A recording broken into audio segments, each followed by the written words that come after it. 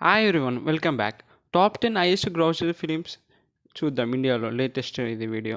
Number 1 Dangal 2016లో వచ్చిన movie 2023 crores collect చేసింది. నెంబర్ 2 బాహుబలి 2 మన రాజమౌళి డైరెక్ట్ చేసింది. 2017లో వచ్చిన ఈ మూవీ 1810 crores కలెక్ట్ చేసింది. నెంబర్ 3 మళ్ళీ మన రాజమౌళి డైరెక్ట్ చేసిన RRR మూవీ 2022లో వచ్చిన ఈ మూవీ 1387 crores కలెక్ట్ చేసింది.